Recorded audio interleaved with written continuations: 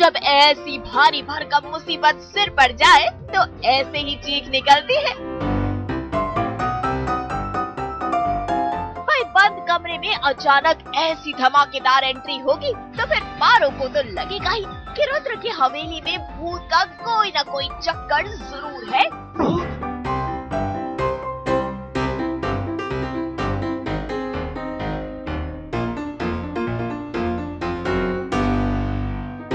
नहीं, पारो की जिंदगी में धमाके में धमाका हो रहा है।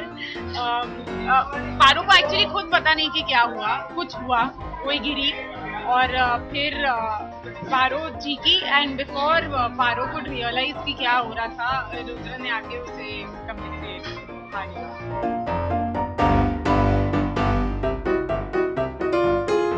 जी हाँ, मेजर साहब एकदम ठीक वक्त पर आए, वरना फूलों जैसी हल्की फुल्की पारो की तो सांस ही फूल गई थी।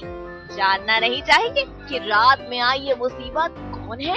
पारो को तो पता चला कि लड़की है ऑब्वियसली आवाज से, लेकिन कौन होगा उसे ये नहीं पता क्योंकि वो सच में कुछ नहीं जानती। वो एक कमरे में लॉक्ड है, वो इतना जानती है कि कोई औरत है बाहर जो तीखा अचार बनाती है, बस इतना जानती है। मैं सुनहरी हूँ, मैं आशीष की सबसे छोटी सिस्टर हूँ।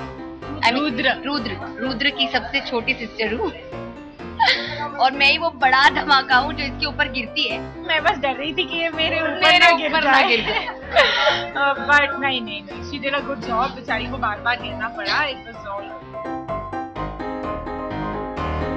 बार-बार गिरने के सीन में रुद्र की बहना सुनहरी की हालत पतली हो गई, लेकिन पारो यानी सनाया तो मजा ले रही।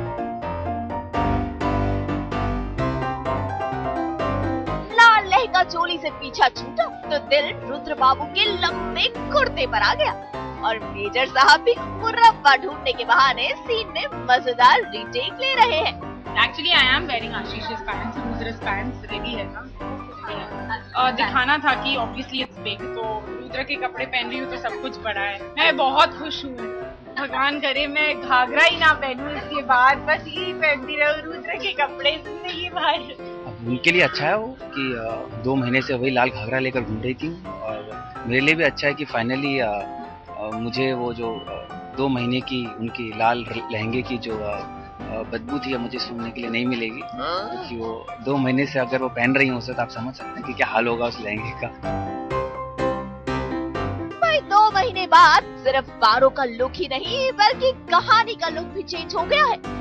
मेजर साहब के घर में पारो के छिपे होने की खबर अब सबको पता चल चुकी है और ऐसे में रुद्र के रिश्तेदारों ने हंगामा मचा दिया है कि कौन है ये लड़की और आखिर ये रुद्र के घर में क्यों रह रही है।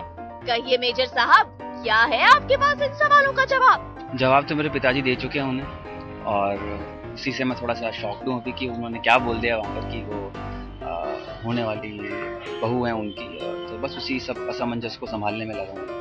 आज के बाद कोई भी हमारी होने वाली बहू को तंग नहीं करेगा। आपकी बात समझ में?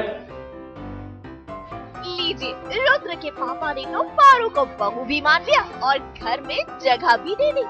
अब तो इंतजार कीजिए उस पल का जब पारो मेजर साहब के दिल में जगह बनाएंगी। शांतनु भटनागर के साथ पूजा त्रिवेदी, मुंबई, आज तक।